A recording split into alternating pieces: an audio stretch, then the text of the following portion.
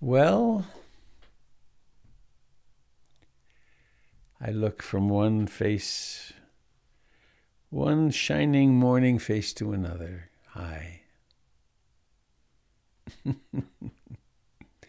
It's likely to bring out the worst of Tim saying that. But it's the 31st of May, 2021. The second year of COVID.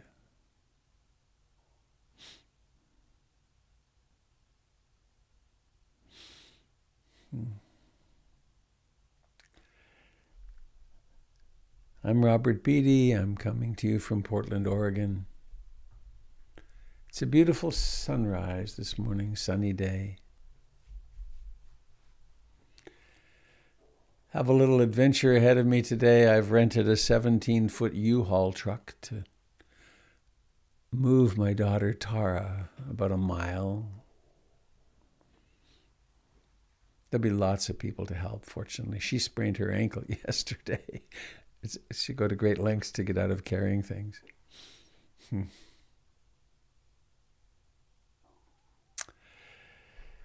So this is a broadcast of the Portland Insight Meditation Community, and PIMC is dedicated to the elimination of human suffering, one person at a time.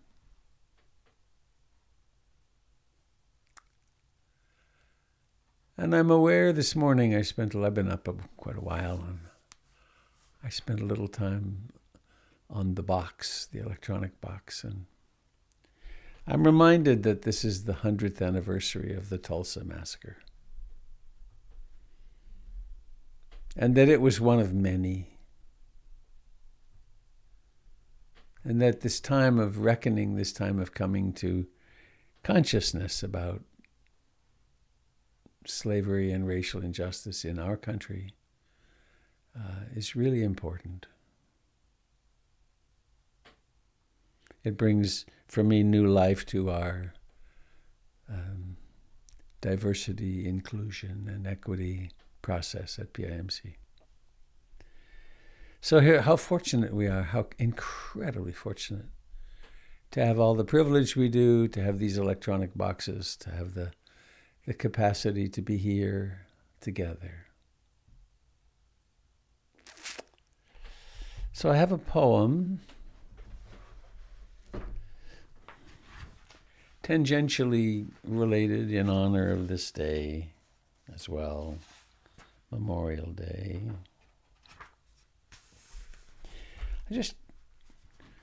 Sometimes I just have a poem speak to me in the morning, and I tend to go with that intuition. This is another poem from Kim Stafford from his book, Wild Honey, Tough Salt. It's called The Night Flower Market Along the Water.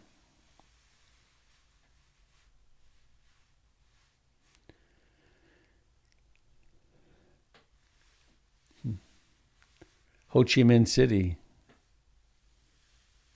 where I spent a few days on my honeymoon. It's quite an amazing place. Ho Chi Minh City is crazy tonight. Everyone outside shocked by the survival of human joy 40 years after the Tet Offensive. Tell about the eyes painted on every boat to see a way through trouble. Tell of homeless children on boats waving, of rice hulls burned to make bricks, of one who named his plot in the Mekong Delta Peace Island, though he was a soldier, a local hero scarred by Agent Orange. He makes a meal for his visitors from America. The night flower market along the water was a dream that survived all those years of war. Now young strangers walk among the grandchildren of their grandfather's foes. The night flower market shimmers in the water. As love shimmered, was ghost, memory, not real, when one ran naked screaming and another held a pistol to a neighbor's head, or a bamboo stake, or the beautiful hand of a child was trained to kill. And young men far from home were trained to kill the child. After the war, seeds of the human ache forth. A monk will ask what you seek. 3 women weave a room-sized mat.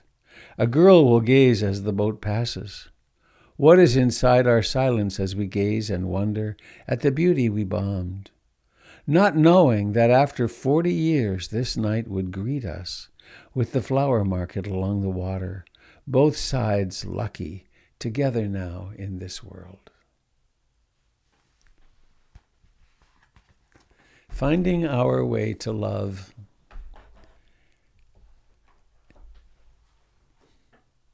with the blessings and burdens of the human psyche. We can make enemies of each other very easily. We can also make friends of each other very easily. We can make friends of ourselves. And that's what we're about this morning, isn't it? I undertake the training of the heart to learn to love myself and all beings. How about that? To be kind, to restrain my darker impulses, to bring love into the world rather than hatred. So, let's remind ourselves of the refuges.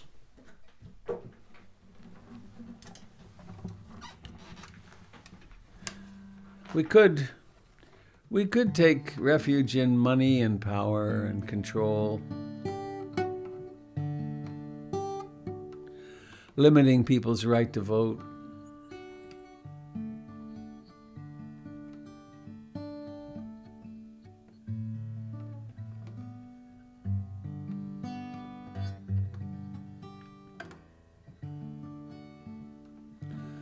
I take refuge in the Buddha, in being awake. How fortunate to know that that's where one can take refuge.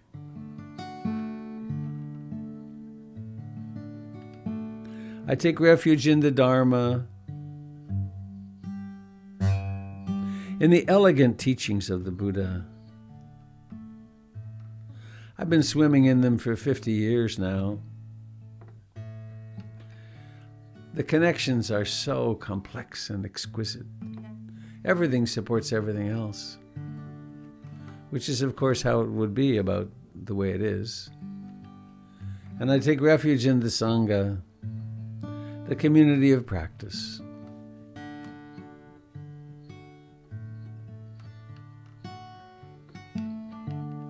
I take refuge in the Buddha, the one who shows me the way in this life. Namo Buddhaya, Namo Buddhaya, Namo Buddhaya.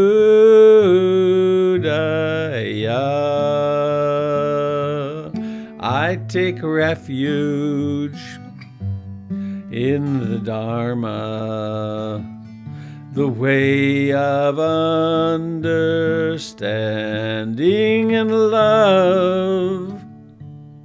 Namo Dharmaya, Namo Dharmaya, Namo Dharmaya.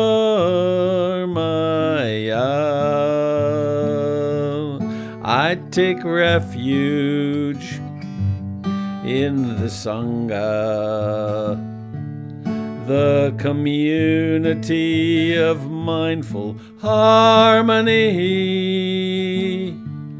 Namo Sanghaya, Namo Sanghaya, Namo Sanghaya.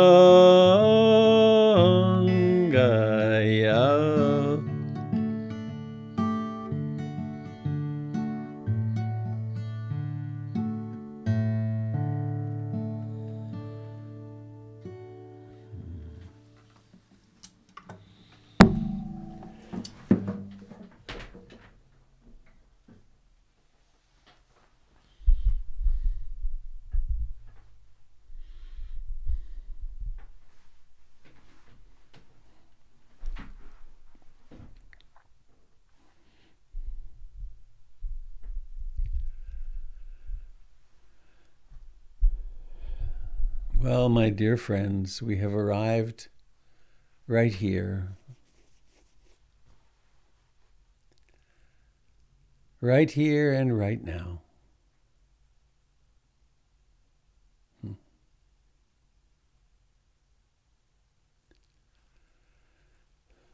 We might wish to be a different person. We might wish to be living in a different place. We might wish our children to be different, or a spouse, or a friend, or the world. But we all actually are exactly as we are right now. And so for the next half hour or so,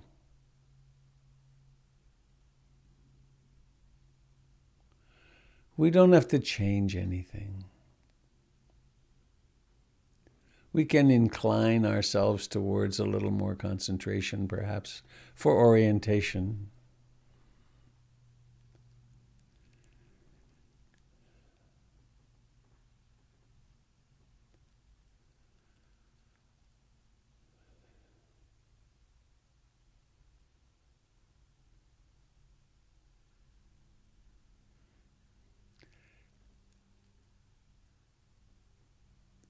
And as we come and sit down like this, we follow in the footsteps of millions of people.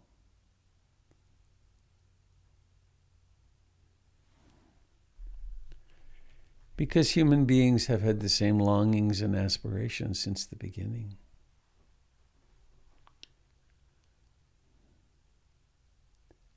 So let's sit comfortably upright.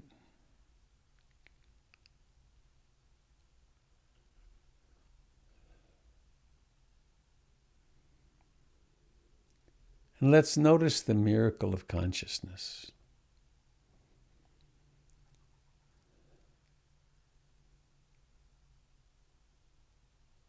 We could take it for granted, but that would be madness.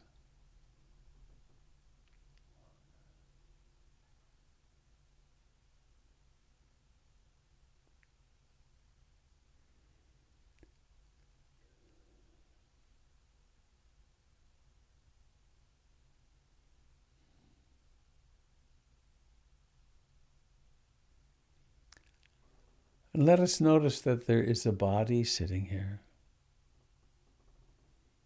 It's alive.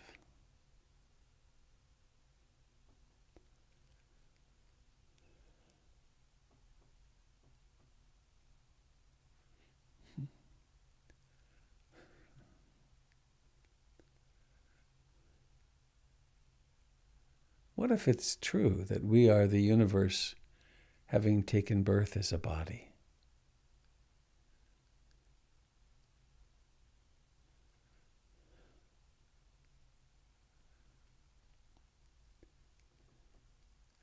From infinite, boundaryless, timeless, everythingness, here's this body. Let's be curious about it.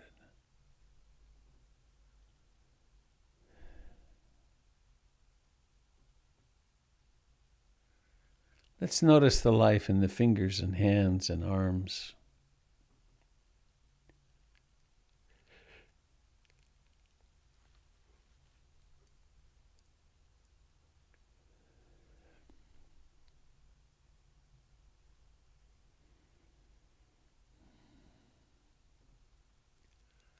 Let's notice how it breathes.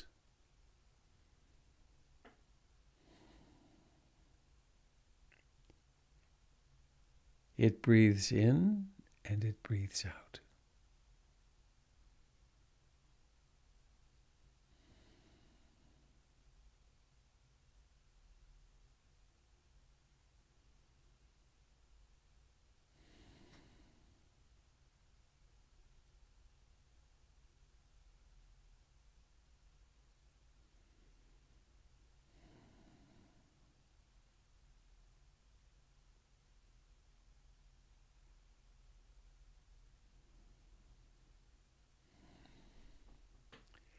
Each breath has a beginning.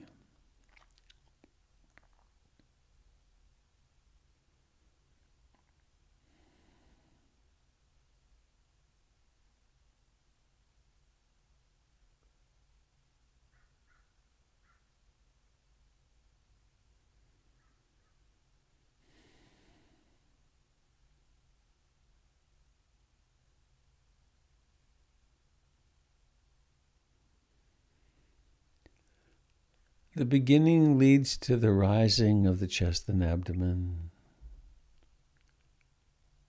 which gives way to the change in direction, which gives way and conditions the falling, the contraction, which gives way to vanishing.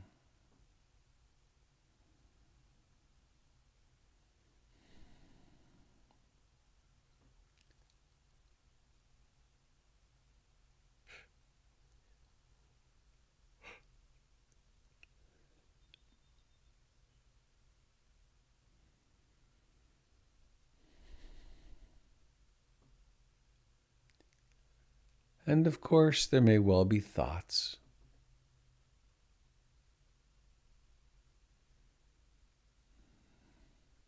There could be mood, probably is mood.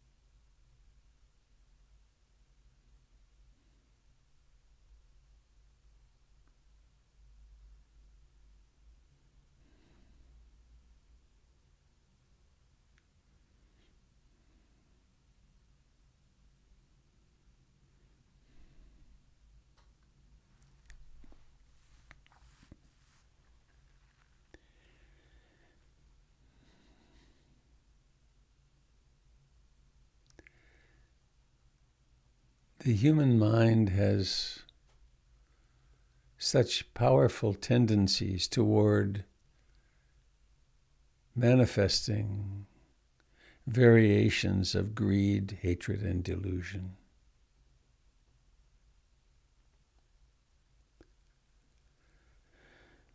A self forms that wants something, becomes focused on that wanting, takes it as a life and death issue sometimes. A self forms that doesn't want something, that dislikes an experience, projects this disliking on another person.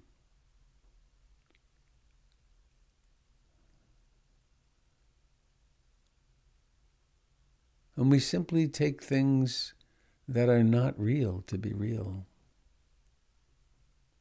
Delusion, ignorance.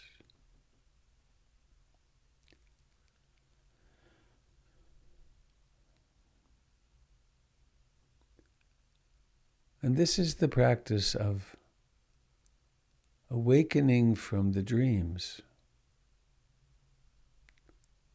awakening from the wandering mind in its incredibly varied possibilities. Awakening from daydreaming in so many forms.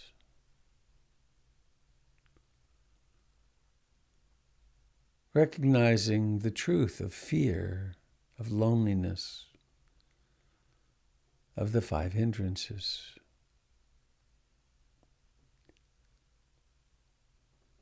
We so easily get caught up in restlessness, agitation, worry, trying to figure something out, creating a projection of the future, creating a fantasy of a past.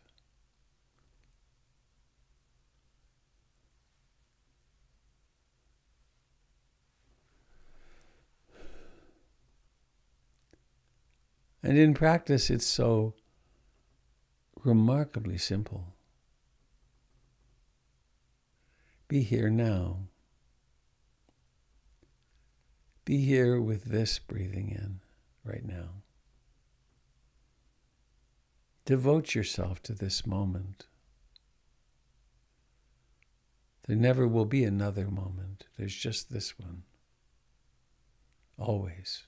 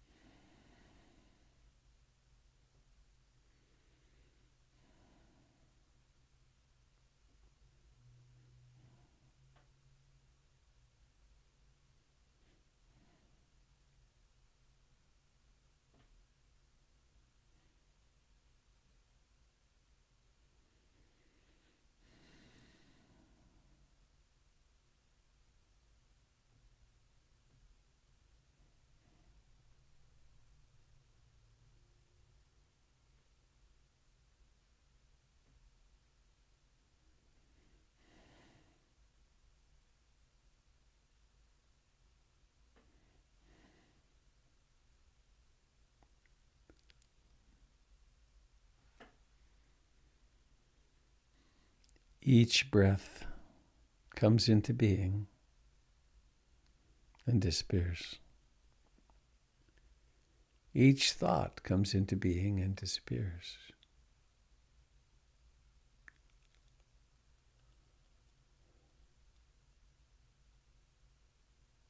What if it's really true there's nothing to figure out?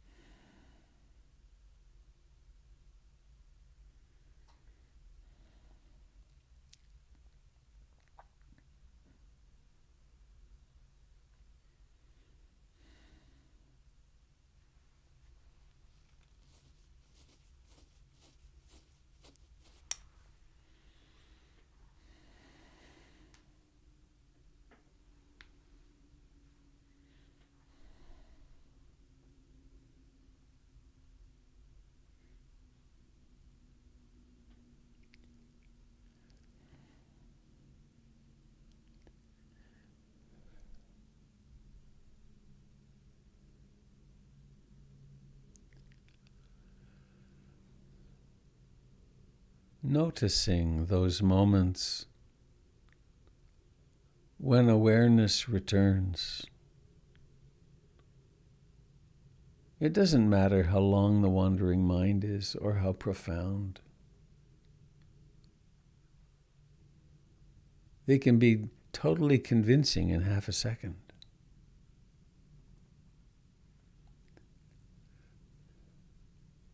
But then there's waking up. And it's obvious that, oh, that was thinking.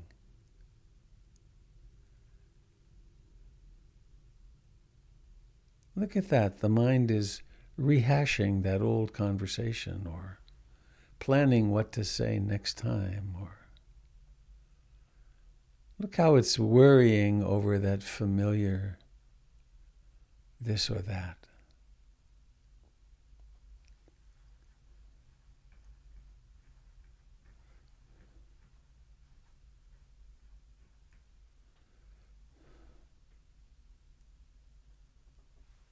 Imagine how interesting the human dilemma would be for that which is infinite, awake, compassionate, loving, and that has taken birth as this strange human.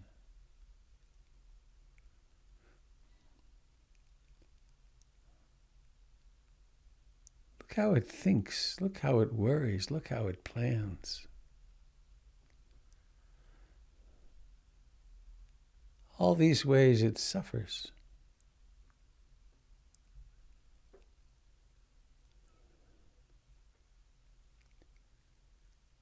Resting in the simplicity of in-breathing and out-breathing.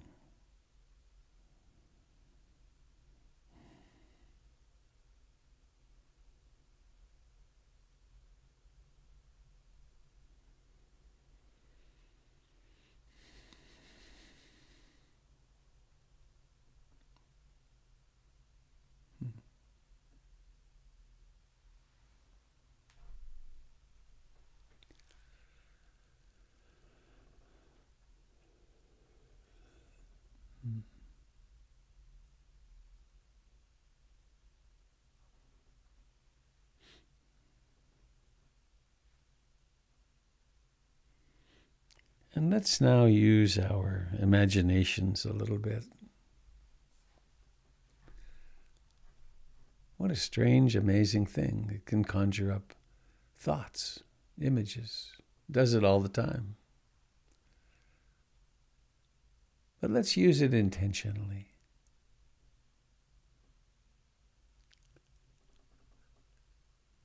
Please imagine, or maybe intuit, deep in the heart, not just the physical heart, but the metaphorical heart. Deep, deep within the heart, there's a tiny glimmer of gold light. It's always been there. And let yourself become interested in it. A glimmer of gold light.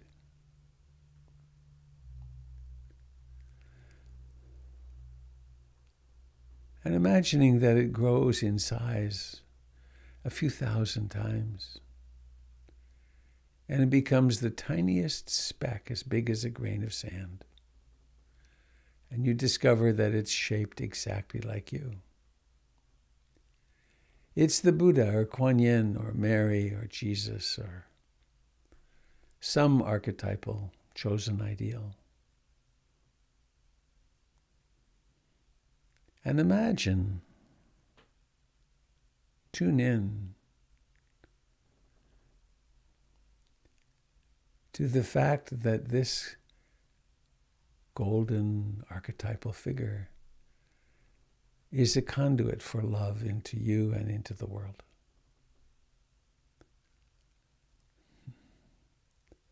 Imagine the most loving person you've ever met, times 1,000, times 10,000.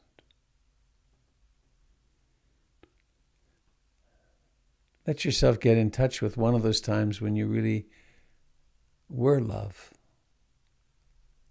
Maybe sometime in meditation or holding a baby, being in the arms of your lover, observing a sunset, sitting at the beach watching the waves roll in and in and in. When there's nothing to do, but the truth of love is irrefutable.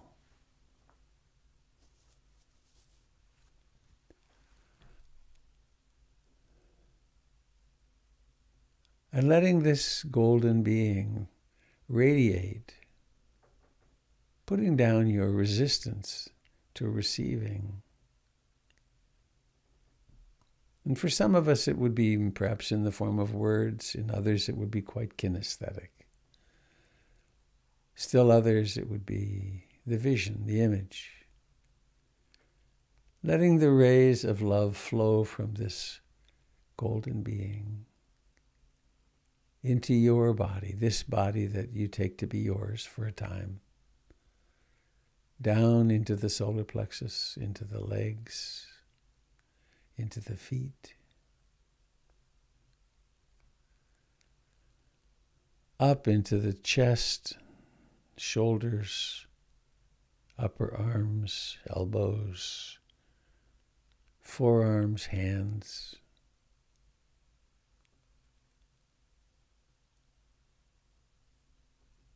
fingers. Feel the tingling of love in your fingers. From the depths of your heart and this golden being up into the neck, the throat,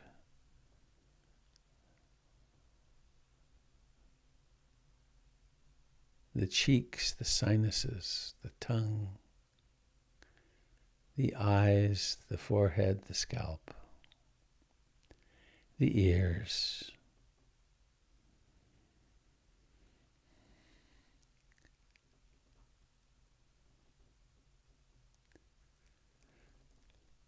and perhaps let this inner being say to you the words you've always wanted to hear.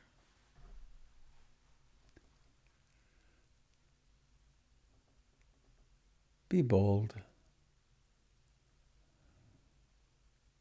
Maybe it's, I love you. I've always loved you. I'm so glad you were born. I know it's been hard, but I've always been here. And I always will. Let your own intuition and heart come up with the words.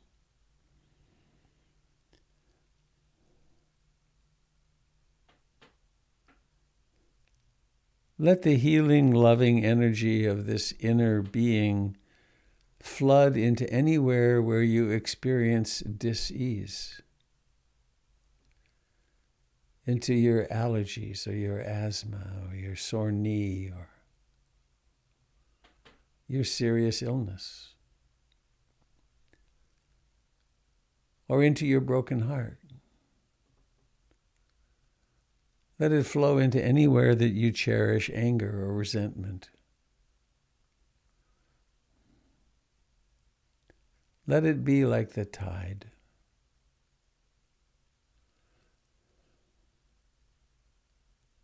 There's no holding back the tide, just as there's no holding back love and compassion. Let yourself fill.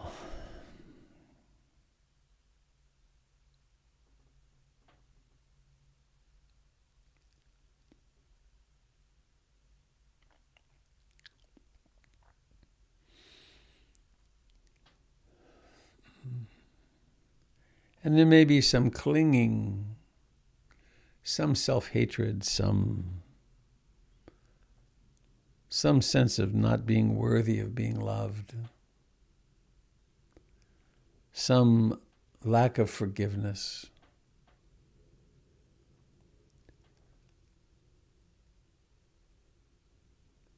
Imagine this golden or white or beautiful green light coming from the core to simply melt this all away.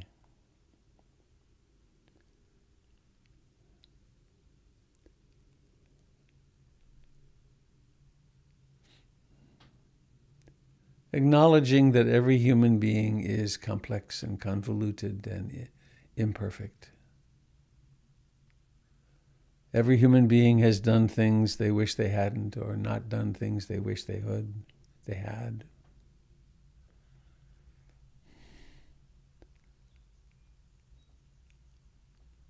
A constant flow of love from the center, from your heart, from the heart of the Buddha or Kuan Yin or any image you'd like to put upon it.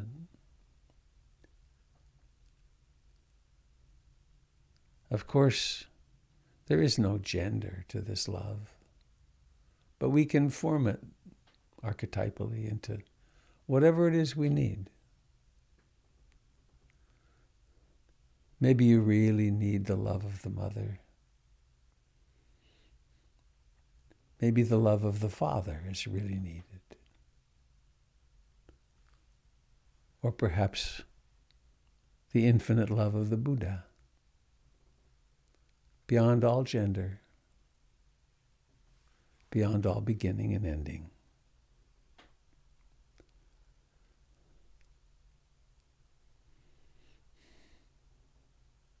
And sometimes we fall out of a visualization or an imagination like this and can find ourselves wondering, what's going on? Does this make any sense? We can fall into doubt.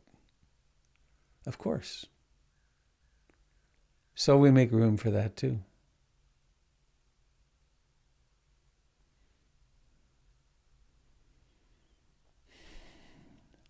And now amazingly enough, allowing this being in your heart, shaped exactly like you, to start growing again. And allow them to grow and grow and grow until their skin becomes precisely contiguous with your own. Notice how you are at the surface of your skin, at the core of your heart. You are the Buddha. You are Kuan Yin.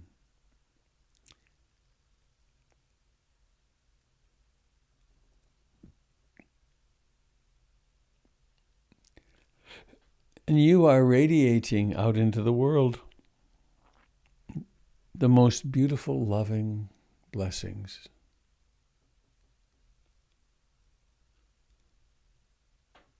Out through your hands,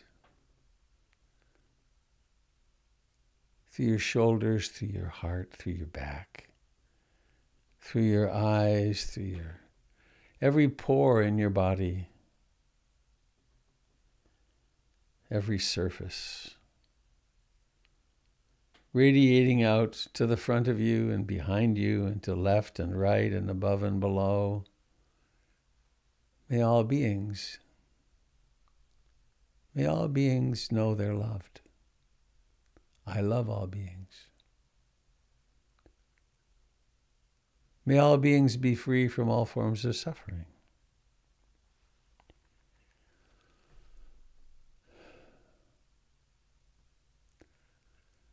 Human life is really difficult. Right now there are babies being born. There are people dying right now.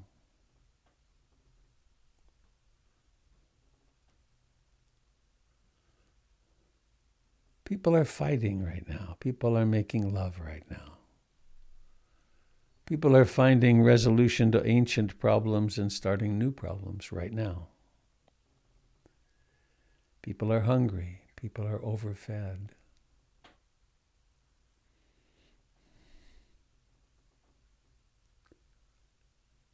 Allow yourself to be the golden Buddha Kuan Yin, Mother Kali, Krishna,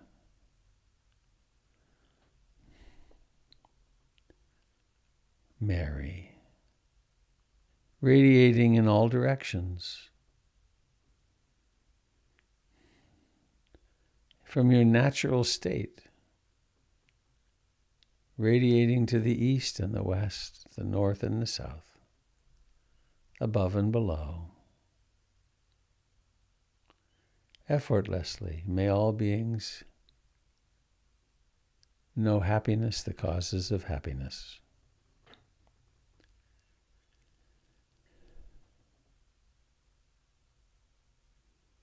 Knowing that there's nothing you need to do except be your true self.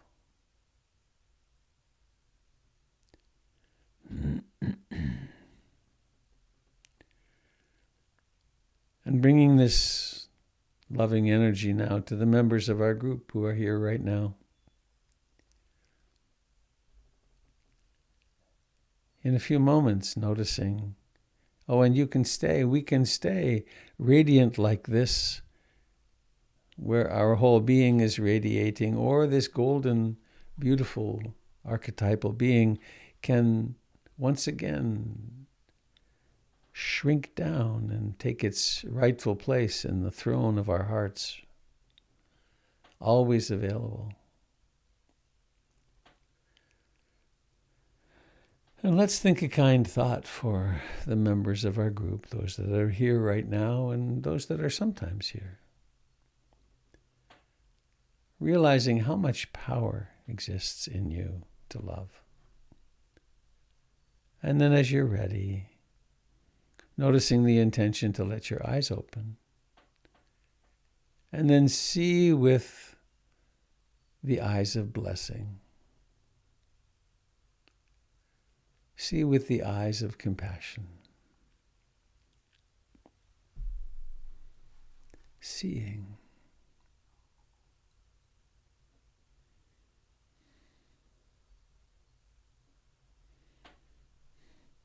Letting the veils of fear and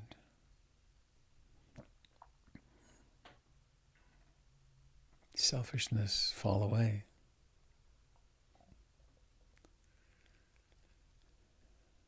It's like, oh, it's me again as you. It's just us seeing.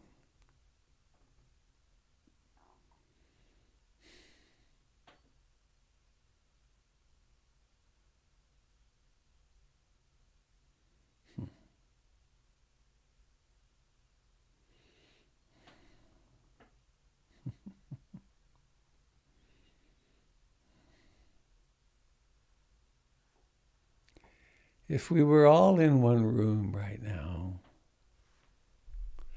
and the COVID beast were gone, I'd put on a lovely piece of music from Jennifer Barazon.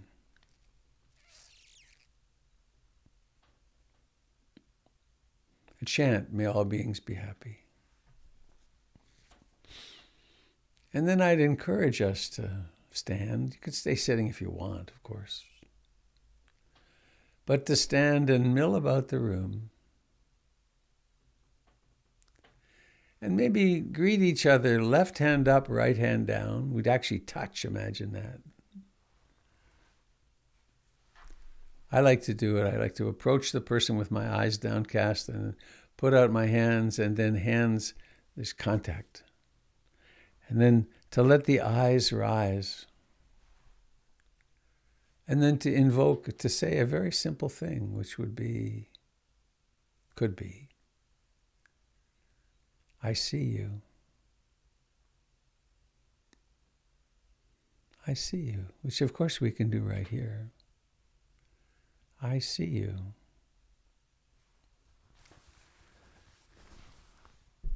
It's a little one-sided with the screen, of course, but you could imagine this person you're looking at saying to you, I see you. And the one consciousness that manifests as the many, seeing itself, would be present, is present. I see you.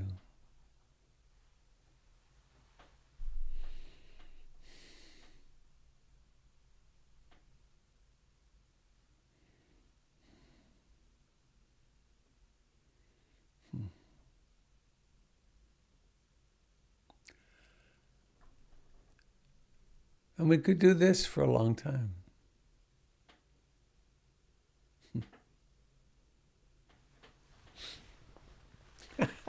Had a funny thought the other day. I was talking with my daughter about the incredible 70th birthday that she and Jennifer put together for me. There were 150 people. People came in from the East Coast. It was wild. Blew my socks off. But I found myself planning my 75th. And the 70th was incredible. It was great. I want the 75th to be different, in that we'll probably all be silent for a while. And then for a long time. One of the frustrations for me was, here's this person I haven't seen in 5 years, and then I get a minute. Quite a lot of suffering in that. But I'd just like to have time to look into everyone's eyes and I see you. Of course, we don't have to wait till it's our 75th birthday. We could do it today. So whatever you're going to be doing today, I know I'm going to be immersed in a group of young people moving my daughter. Also, I get to spend some hours with her boyfriend, which is pretty new, so I'm looking forward to that. But we can go into today with an intention of lots of love and loving kindness and compassion and being awake and facing directly into whatever disappointments there come and whatever dukkha there is. So I encourage us to form that intention. I intend to be awake and loving today. And lift with my legs, not with my back.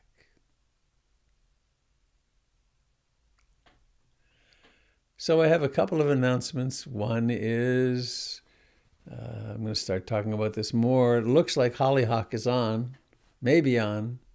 So you could consider coming and doing 5 days at that beautiful retreat center, the first retreat post-COVID. And Doug Pullen is doing a little retreat next Saturday. And the link is there awaiting you anytime you want. And if you feel overwhelmed with generosity, you can always go to the portlandinsight.org website and contribute to PIMC to keep this marvelous mission underway. So I will now invite you, if you have something to say. Oh, it's almost 8. I need to end by about 8:05 today. So anything you want to share, please do.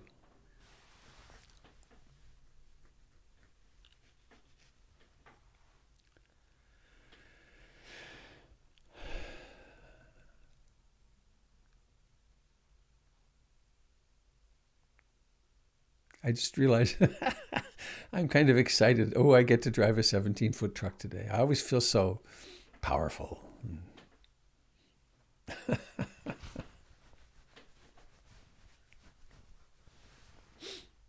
They are automatic, though. There's no fun, no split shifting.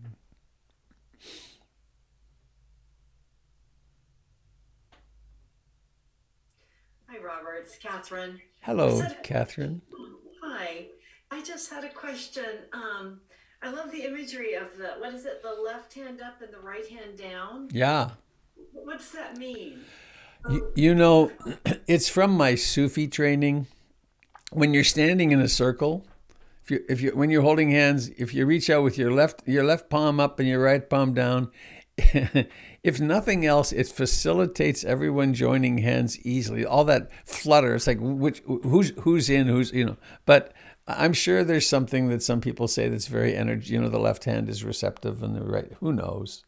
Okay. But when approaching someone, doing that exercise. That I've done that for almost 30 years on my retreats. At the beginning of the retreat, it helps create community. And when you approach someone, and you don't have to fiddle with how do we hold hands?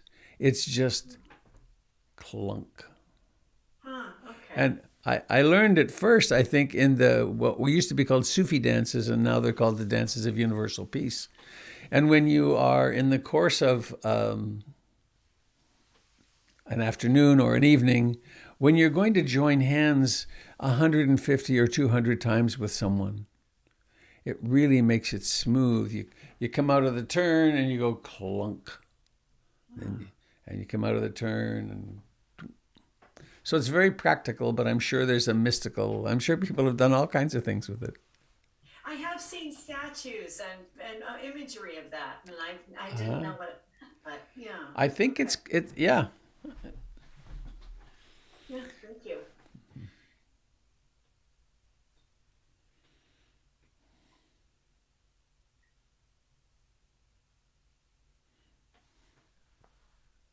Maybe it's like battery terminals, positive and negative. No doubt. Also, Robert, when's this big 75th birthday? Well, I'm 73. Am I 73 now or 72? Oh, I forget. I think I'm 73 now. So it'll be 2 years from now. I plan to be around. I think I'm good for at least 2 more years. You never know, though. Today could be the day. I just remembered an incredible teaching from Ajahn Amaro. I had done a 10-day, I think, retreat with him at Cloud Mountain. And most everybody had left, but there were about 8 of us sitting in the teacher's cabin there. And one of his students came in and said, Ajahn Amaro, and we were having a wonderful conversation, kind of clinging to him. And one of his students came in and said, we have to go in 5 minutes or you will probably miss your plane. So he rather, not hurriedly, no rush, but he got up and then he said, well, let me just remember, he said, well, I guess it's come to this. I'll look forward to seeing you again. And if we die between now and then, and we don't, this has been wonderful.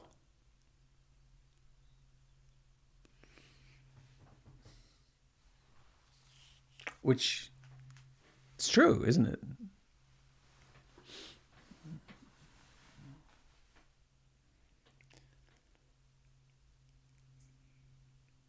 Good morning, it's Denise. Hello, Denise. I have been struggling for a little while. I think since last Sunday in particular, when you talked about impermanence. Uh-huh. I just have been feeling impermanence really true, and it's kind of been unsettling. Like I feel like the V8 commercial, where the people are all walking sideways. Like I feel like how to say this? I guess I'm wondering if you could speak to impermanence in a way that, like, I feel like I lost my comfort or my anchor, or by feeling impermanence so profoundly and really feeling it to be true, that I'm not sure where to go now.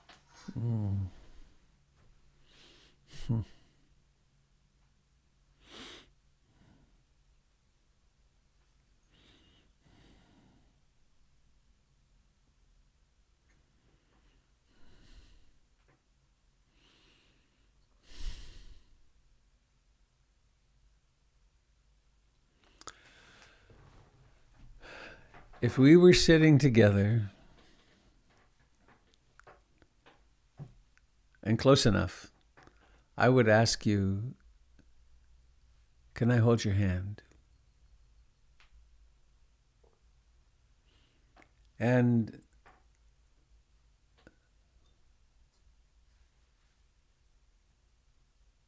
First off, congratulations. Your practice is really working. Because there's a kind of delusion that almost everyone lives in, which is the delusion of permanence. And so, and it affects our every action every day. It affects all our planning and our relationships with each other, because we presume permanence. But then as the mind calms down and as it starts perceiving more clearly, and sometimes events come along that really kind of shake the foundations. You may have heard me speak of this. When I had my brain surgery almost 18 months ago now, I came out of that maybe 6 weeks or so post-surgery, which had been so challenging. And a new phrase came to mind, which is that impermanence is utter. It's not partial, it's not sort of, it's utter, it's complete. And as that realization dawns, it's very unsettling to the ego. It's like you start looking around and shit, this is not gonna last. This person's going to die. This is what? This is because it rattles the foundation of a worldview, and the worldview is that things will be permanent. And so there's some very awkward time, which I would guess my experience has been, it'll come to the fore, and then it's like things get really, it's particularly clear on retreat. Sometimes this happens. If a person has the incredible privilege of being on a longish retreat, you can go into a period where there actually is terror. Because everything's falling away. Everything is right before your eyes. It's all dissolving all the time, and there's a place that there's an experience that many people have, and it's that you get to this place where something like this is beginning to really show its head, and it's called the time of the rolling up of the mat. It's like, screw this. This is more than I want to bear. I think I'm going to go get stoned, right? Or let's party for a while. I want some reassurance that things are going to be all okay in the end. And so we have lots of regressive things that we do. But particularly when we have a community and we keep coming back and we get some support, it's like, rather than, oh no, this is a bad thing, to realize, wow, you are hot on the trail, my dear. So how do you hold yourself in compassion as the truth of reality bears itself? Now, I'm just saying these things as they come to mind. There are beliefs that different traditions have, which would be, well, it's okay, everything's impermanent, but when I heard it recently. My husband died, and now I'm looking forward to my own death so that I can be together with him again. So we have these stories of things are going to be okay in the future. But then as the meditation deepens and we start noticing that those are beliefs and stories, there's this anxiety. And so a wonderful thing to do is to talk with someone about it, as we're doing right now, and to really take the very anxiety as your meditation object. Is that making sense? Rather than, because you could touch it and then be busy thinking about it and worrying, and then there'd be emotions, and then what about this? And that'll all happen in my experience. Continues to happen for me. But then when you take your practice, and also you could emphasize concentration more, which is be more concentrated on your primary object, the breath, and suppress these thoughts and worries and plans and so on. Go for some concentration. Is this making sense? Probably not what you wanted to hear either. No, that was helpful. I just needed someone to help me recenter or get back to Yeah. being present and okay with impermanence. Mm-hmm. Ah.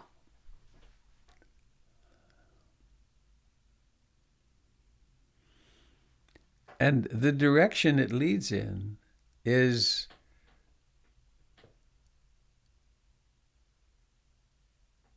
more contentment, more happiness, more loving, more ease than you've ever experienced before.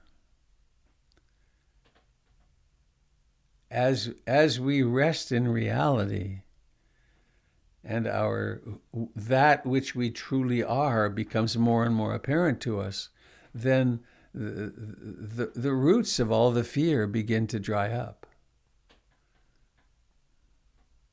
Because, funny the thoughts that come up.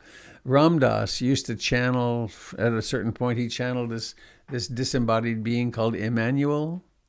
There's Emmanuel's teachings, and as a book. And the most impressive thing Emmanuel ever said through Ram Dass, for me, was, Ram Dass, tell all your human friends, don't worry about death. It's perfectly safe.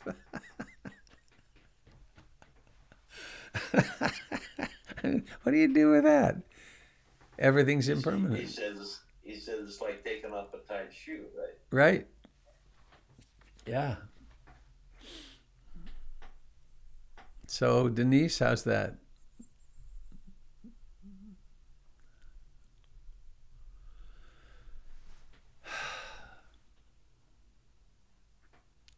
And I'm just feeling a little self-conscious. It's like, I'm no Buddha.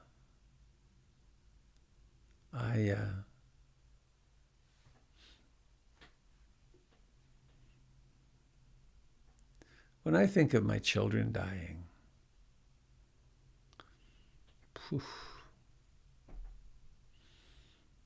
when I sit at the bedside of my friend who just died, there's a part of me that gets very spacious, and there's another part that is, whoa, this is not acceptable.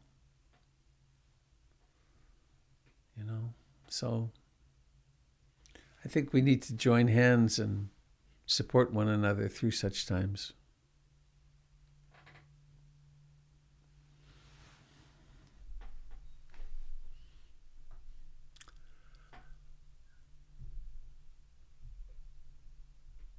Tim? I have a mental image that I use sometimes when I'm afraid. And it's of the Buddha and Ananda doing stand-up. Because Ananda was kind of a Buddhist straight man, a lot of the stories. I kind of picture the Buddha and Ananda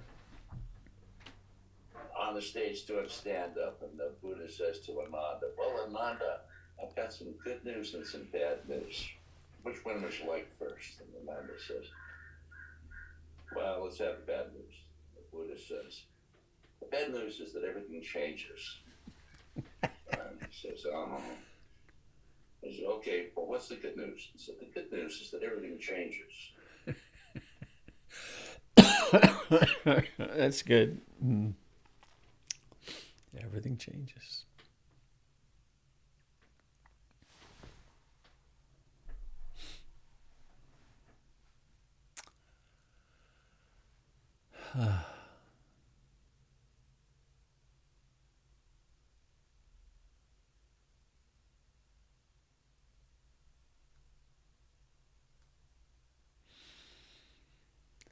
Well, dear friends, I have a truck to pick up.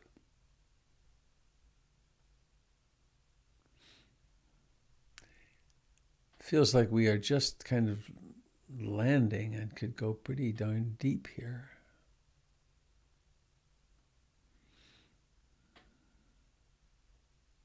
Thanks, Denise, for sharing that.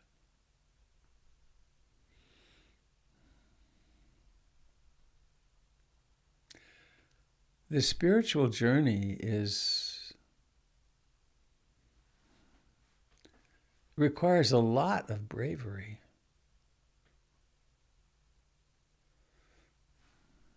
It's not just, ho hum, I'm going to go and challenge the very foundations of my identity. Oh well, no big deal. Changes everything.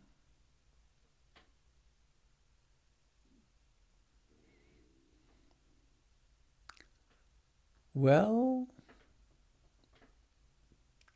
shall we chant Bhavatu Sabe Mangalam? May all beings receive all blessings.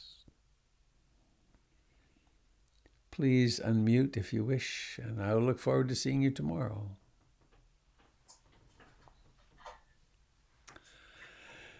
Bhavatu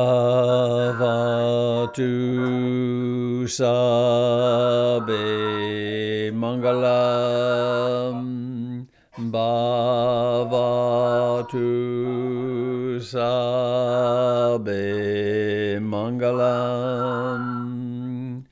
Bhavatu Sabe Mangalam. Sadhu, sadhu, sadhu.